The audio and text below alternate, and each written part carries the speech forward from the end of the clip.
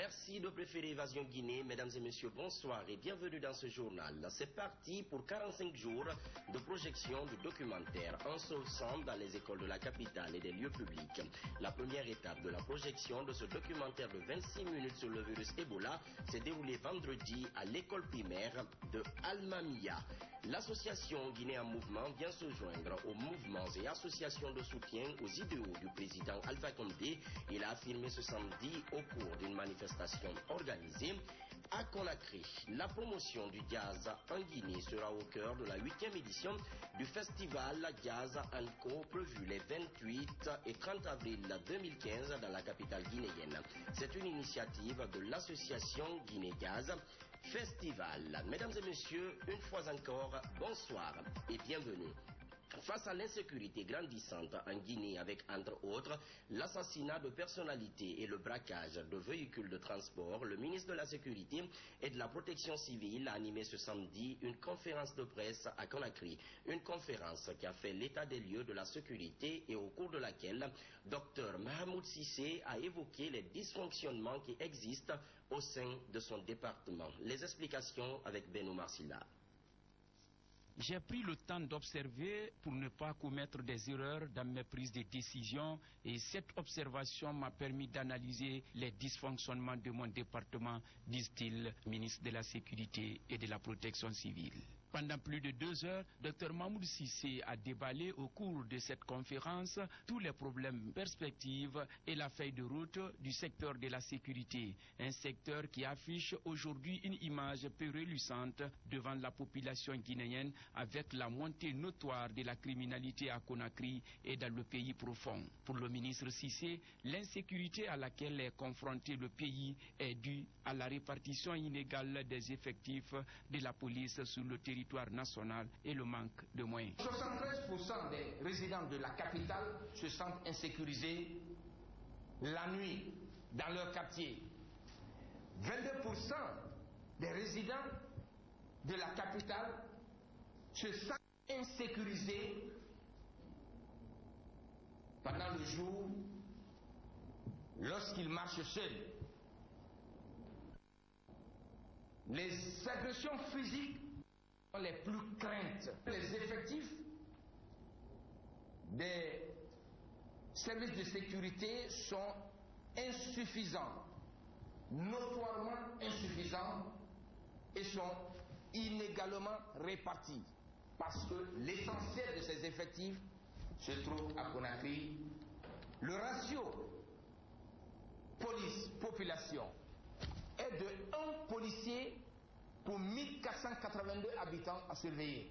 Depuis fin 2014, les services de police seraient confrontés au manque de carburant pour faire tourner les activités. Un manque qui, pour le ministre Cissé, s'explique par la mauvaise gestion des fonds alloués à cette charge par certains cadres du ministère de la Sécurité.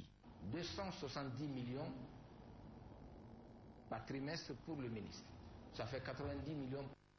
A été ramené à 26 millions.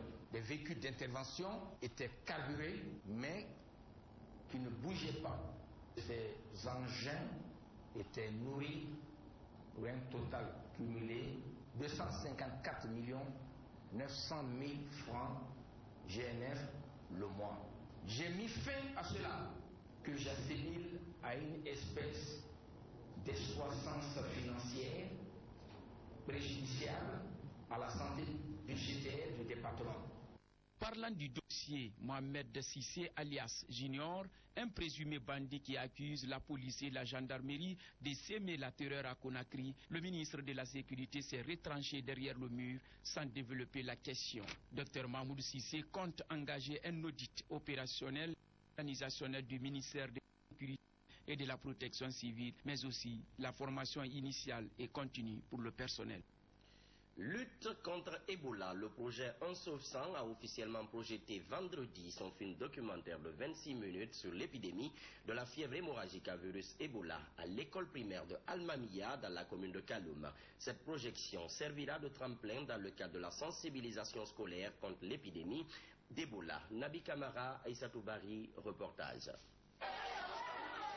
C'est avec ce slogan « Ensemble, éradiquons Ebola » que l'ONG Un Sauve 100 a lancé sa caravane de sensibilisation sur le virus Ebola à travers la projection des films sur cette maladie maudite. Enseignants, encadreurs et élèves se sont massivement mobilisés dans l'enceinte de l'école primaire d'Almamia pour accompagner la caravane. La coordinatrice générale de l'ONG Un Sauve 100 explique l'objectif de cette caravane de projection.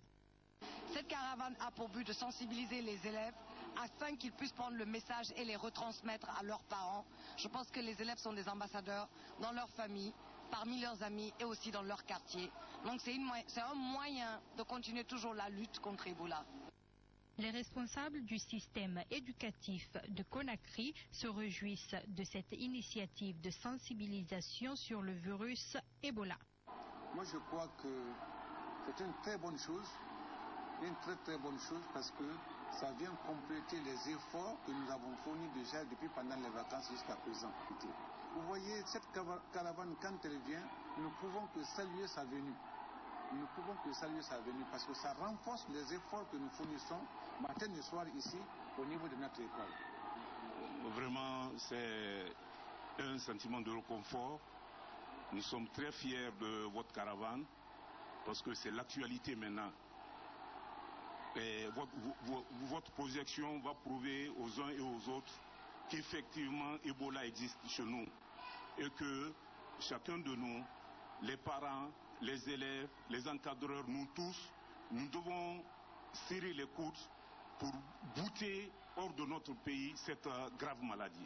Déjà, nous félicitons les autorités qui sont en train de se battre pour que le virus Ebola soit éradiqué de notre pays.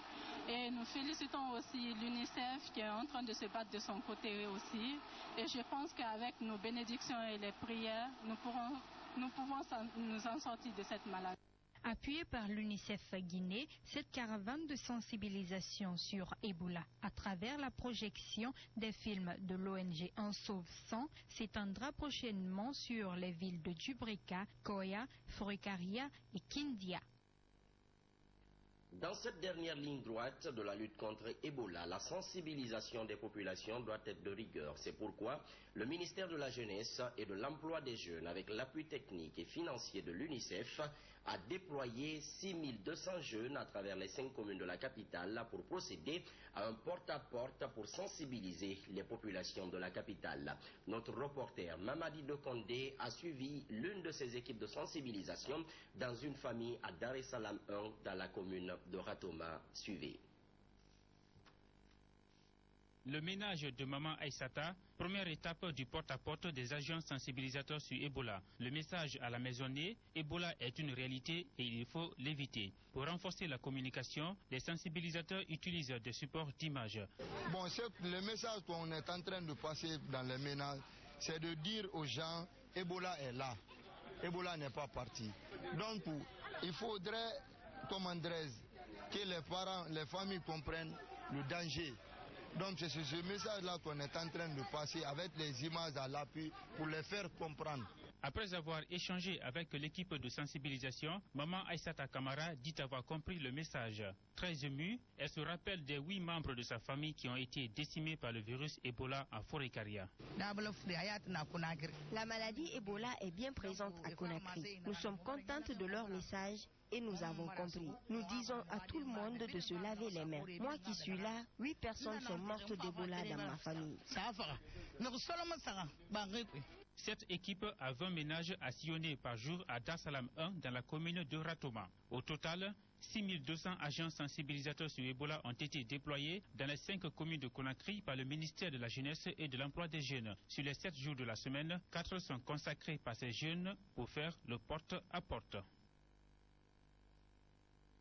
Unir les Guinéens autour de la préservation de la paix à quelques mois du premier tour de la présidentielle et de la lutte contre le virus Ebola, tels sont les thèmes abordés au FIDAO qui a eu lieu jeudi et vendredi à Kindia. Les précisions avec Mfalégui Lavoyer. C'est dans une ambiance bon enfant que l'ambassadeur de la paix a été reçu à Kindia. Elaï Djeriba Diaby, en compagnie des membres de sa fondation, ont pris part au FIDAO, sous invitation de la Ligue islamique régionale. Une nuit entière au cours de laquelle les fidèles ont imploré la grâce divine pour que règne la paix et l'entente entre les Guinéens. Cette action intervient à un moment où les leaders politiques sont à couteau tiré sur le chronogramme des élections.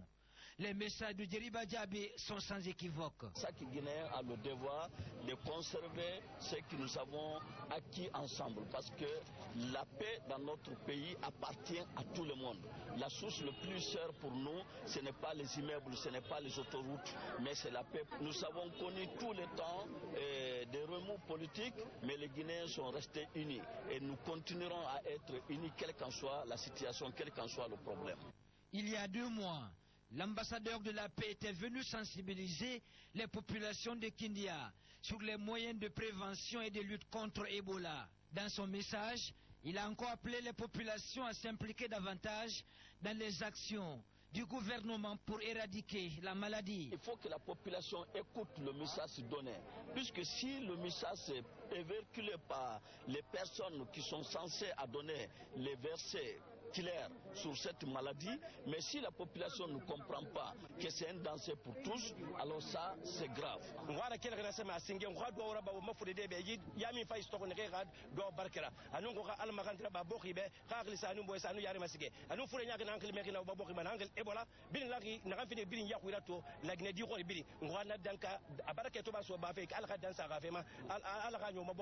Avant de quitter la ville des Agrumes, le président de la fondation Djeriba Diaby pour la paix et l'assistance sociale a rencontré la jeunesse.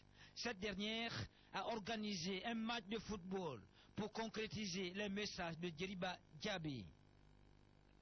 La société civile guinéenne a fait une déclaration ce samedi sur la situation sociopolitique qui prévaut en Guinée depuis la publication du chronogramme des élections par la Commission électorale nationale indépendante CENI.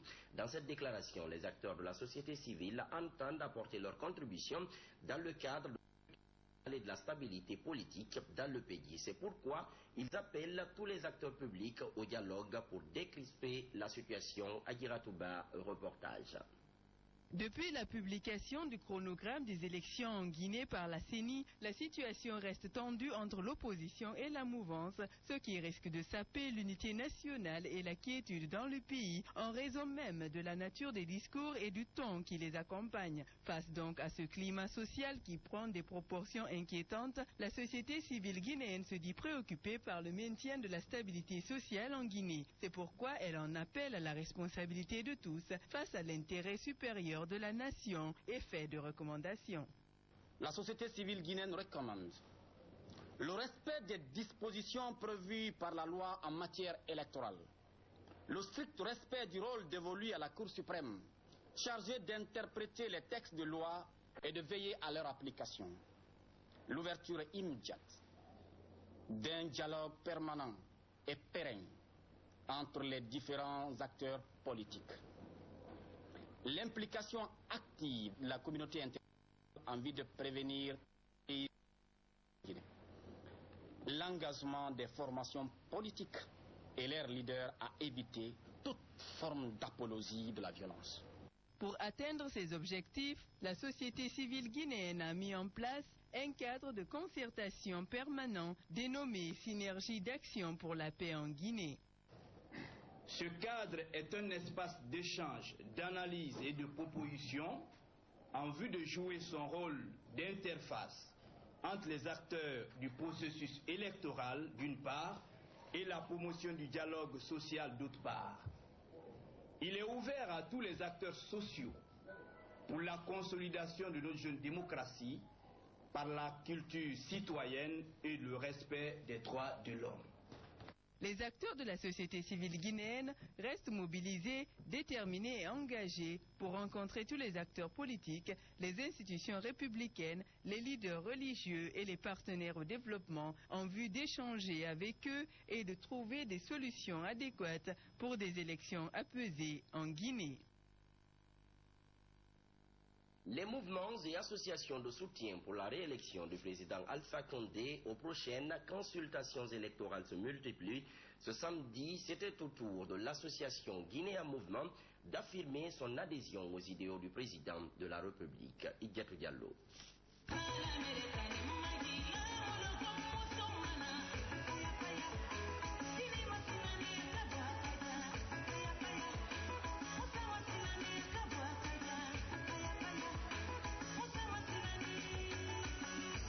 soutenir les actions et les idéaux du président de la République en général et s'activer pour sa réélection en 2015 sont là les objectifs que vise l'association Guinée en mouvement. Ce samedi, la salle des fêtes du Palais du Peuple était archicombe de femmes et de jeunes, tous venus des 4 coins du Conakry pour exprimer leur engagement au RPG Arc-en-Ciel. Ce mouvement de soutien s'engage ainsi à œuvrer auprès du pouvoir en place pour le changement prôné par le président Alpha Condé. L'objectif, c'est d'abord de mobiliser les femmes, montrer notre capacité de mobilisation et aussi mobiliser les gens, sensibiliser la femme guinéenne sur la paix. C'est l'objectif et aussi montrer que Guinée en mouvement est une famille. Guinée en mouvement, qu'est-ce que Guinée en mouvement peut faire pour la Guinée? Accompagner le projet de société de le président professeur Alpha Condé. Aussi, nous voulons montrer aussi au président que nous avons une force de frappe pour l'accompagner aux élections. C'est très important. L'association Guinée en mouvement Guinée Mbarawahayabu.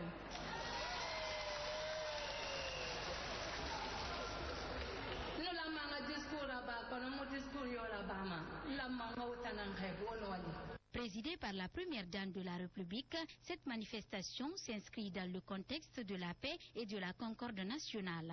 Dans son allocution, Adjadjene Kondé s'est tout d'abord réjoui de l'initiative de cette association avant de lancer un appel. L'association Guinée en mouvement pour la réélection du professeur Alpha Condé invite donc toutes les Guinéennes et Guinéens à bouger et à s'embarquer ensemble dans le train du changement. Nous sommes aujourd'hui en face de 3 défis majeurs. La lutte contre la fièvre hémorragique à virus Ebola, le maintien de la paix et la relance de nos projets de développement socio-économique. Nous sommes convaincus que le bien-être que nous cherchons ne peut être obtenu que dans la paix et la quiétude sociale. L'association Guinée en mouvement pour la réélection du président Alpha Condé regroupe à son sein des ONG, des CERE, des staffs, des groupements et clubs sportifs qui œuvrent pour la paix, la préservation des acquis de la démocratie, l'émancipation de la femme guinéenne et la responsabilisation de la jeunesse. La cérémonie a pris fin par l'intronisation de la coordinatrice nationale, Madame Traoré Awasako. Le Parti de l'Unité et du Progrès a 23 ans. Avec 23 ans d'existence sur l'échiquier politique guinéen, les membres du bureau politique et les jeunes du parti décident de faire le point sur la situation de l'ancien parti au pouvoir avant la prochaine présidentielle. Au cours d'une cérémonie organisée ce samedi, les jeunes du PUP ont dénoncé les problèmes qui freinent son bon fonctionnement. Isiaga Diakité, reportage. C'est par ces pas de danse qu'a démarré cette cérémonie de régissance organisée par les jeunes du Parti de l'Unité et du Progrès en partenariat avec la direction nationale du dit parti pour célébrer les 23 années de son existence et dirigée à l'époque par le feu général Lansana Conté. Une occasion qui a permis au secrétaire administratif du Comité national des jeunes du PUP de souligner les crises qui empêchent l'évolution du parti. Cette rencontre a permis au Comité national des jeunes de poser sans complaisance le diagnostic des maux qui empêchent l'évolution du PUP, caractérisé par, premièrement, le dysfonctionnement des organismes dirigeants du parti de la base au sommet. Deuxièmement, la démission ou l'abandon de poste de certains responsables de la base au sommet. Troisièmement, la lutte des clans ou conflits de leadership. Quatrièmement, le manque de transparence dans la gestion des affaires du parti. Cinquièmement, l'entretien de la confusion quant à la position du PUP entre opposition et mouvance présidentielle. Selon Fodé Traoré, le parti est victime d'une campagne de déstabilisation effectuée par ses adversaires politiques. Démobilisation et découragement de nos militants et sympathisants. Baisse de crédibilité du parti. Depuis, des cris d'alarme se sont élevés au cours des 3 dernières années. Tous aboutissent à la conclusion du caractère stagnant de la situation socio-politique au sein du PUP. Tous s'accordent sur le fait que cette situation devenue insupportable pour le plus grand nombre de nos compatriotes est intolérable et doit être dénoncé. Quant au secrétaire général du PIP, il a exprimé toute sa satisfaction à la cérémonie. C'est un moment de joie, d'enthousiasme délirant et de remerciement au tout-puissant Allah qui nous a permis d'atteindre ce niveau. Et un anniversaire, comme j'ai coutume de le dire, est un moment d'arrêt momentané, un arrêt circonstanciel pour parler du passé, réfléchir sur le passé, réfléchir sur le présent et peut-être se projeter dans l'avenir. Pour la résolution des crises au sein du parti ainsi que sa dynamisation, le Comité national des jeunes du PIP propose un dialogue politique et l'organisation d'un congrès. La 8e édition du festival Gaz & Co annonce déjà ses couleurs. Vendredi, l'association Guinée Gaz Festival a procédé à son lancement au Jardin 2 octobre. Ce festival de gaz permettra de faire la promotion de la musique jazz en Guinée avec un plateau spécial à 80% animé par les artistes du pays. Il va s'étendre du 28 au 30 avril prochain au Centre culturel franco-guinéen. Marie-Chéla Fofana. Du 28 au 30 avril prochain, Conakry, la capitale guinéenne, va vibrer au rythme de la 8e édition du festival Jazz & Co, un festival qui se fixe pour objectif la promotion de la musique jazz en Guinée.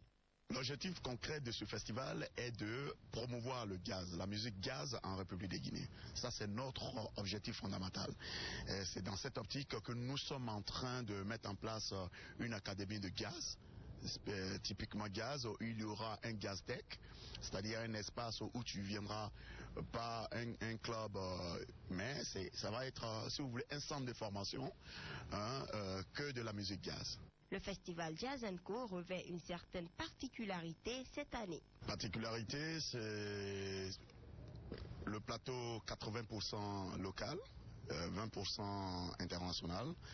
Particularité, formation, partenariat avec l'Institut supérieur des arts de Dubreka, le département de musique, pour mettre en place un programme que nous avons appelé Talent Jeune, Jazz Talent Jeune, qui va promouvoir chaque année un jeune talent sortant de l'Institut supérieur des arts de Guinée. Malgré le virus Ebola, certains artistes internationaux seront de la partie aux côtés du plateau d'artistes guinéens. De la Côte d'Ivoire, il y aura un jeune artiste qu'on appelle Eric Moneka, qui est pianiste, qui est chef d'orchestre, qui a à son actif des groupes de jazz fusion. Il y aura aussi Bala Tonkara qui viendra du Mali, qui fait du blues. Et il y aura Prince Diabaté. Pas de soutien financier du côté des autorités pour ce festival. Un fonds d'aide à la culture serait idéal pour appuyer ce genre d'initiative. Nous nous battons pour la mise en place du fonds d'aide à la culture qui permettra au ministère de la Culture d'accompagner tous les événements et festivals culturels dans notre pays et pour que le secteur culturel privé soit accompagné par l'État. Créé en 2004 sous le nom Festival de Jazz en Guinée, le festival Jazz & Co se veut un espace d'échange et de rencontre entre les professionnels de la musique jazz de Guinée et d'ailleurs. 69 millions de Nigérians ont voté aujourd'hui pour désigner leur nouveau président. Des élections sur fond de violence, des attaques, des bureaux de vote attribués aux djihadistes de la secte Boko Haram ont fait plusieurs morts dans le nord-est du pays. Pour éviter aussi des fraudes électorales, le Nigeria a expérimenté un nouveau système de cartes biométriques qui a connu quelques soucis aujourd'hui. Cette campagne électorale a aussi été dominée par deux thèmes principaux, les violences de la secte islamiste Boko Haram et la corruption généralisée dans le pays le plus peuplé du continent. Suivez ce reportage de nos confrères de TV5 Monde. Si le Nigeria décide aujourd'hui de son avenir, organiser un scrutin dans le pays le plus peuplé d'Afrique n'est pas une mince affaire. Il faut d'abord patienter pour s'enregistrer grâce à un système biométrique testé pour la première fois, le garant, dit-on, d'une élection sans fraude. Seulement, l'électronique est bien souvent, trop souvent, pour certains, capricieuse. J'ai essayé 2 fois, 3 fois, à chaque fois ça n'a pas marché. Il a fallu que j'aille me laver les mains et après ça a fonctionné. Capteur d'empreintes trop sensible, y compris pour le président sortant, Goodluck Jonathan. Une demi-heure d'entêtement face à la machine pour finalement être autorisé à voter. À 57 ans, il brigue un second mandat avec un bilan bien difficile à défendre. Crise économique, chômage, corruption et bien sûr la lutte contre les islamistes de Boko Haram qui a encore bien du mal à porter ses fruits. Son principal adversaire, un ancien général, Mouamadou Bouhari, candidat d'une opposition plus unie que jamais. Dans ce scrutin, peut-être le plus serré de toute l'histoire du pays, que l'on vote pour l'un ou pour l'autre, l'espoir est le même. Dans certains États, ils tuent des gens. Beaucoup de gens, c'est injustifiable. Il y a toujours la guerre. C'est pourquoi nous voulons voter pour un bon dirigeant qui tiendra les rênes et nous conduira à la paix et à l'unité. Dans un quotidien semé d'embûches, pour beaucoup, les Nigérians ont aujourd'hui l'une des rares occasions qui leur est offerte de pouvoir influer sur l'avenir. Les heures d'attente ne sont finalement pas grand-chose face à de tels enjeux. Des chefs d'État de la Ligue arabe sont réunis en Égypte. La Ligue arabe a annoncé aujourd'hui son intention de créer une force militaire pour combattre les groupes terroristes, en particulier l'organisation État islamique. Une force arabe qui est déjà une réalité au Yémen. 9 pays arabes participent en ce moment aux opérations aériennes contre les ministres chiites houthis au Yémen. Suivez. Fraîchement exfiltré d'Aden où il s'était réfugié, le président yéménite est arrivé vendredi en Égypte depuis Riyad, accueilli en personne par le président Al-Sisi. Alors que la coalition emmenée par l'Arabie Saoudite a pilonné pour la 3e nuit consécutive les positions des rebelles chiites autour de Sanaa, ce sommet de la Ligue arabe qui s'est ouvert ce samedi à Sharm el-Sheikh est plus que jamais décisif. J'appelle à la poursuite de cette opération jusqu'à ce que ce gang se rende et se retire de toutes les terres qu'il occupe dans toutes les provinces. Incapable de faire face seul aux rebelles chiites houthis, son avenir à la tête du pays dépend aujourd'hui de l'Arabie Saoudite sunnite et de son roi Salman, déterminé. L'opération continuera jusqu'à ce qu'elle remplisse ses objectifs, que les Yéménites jouissent à nouveau de la sécurité et de la stabilité.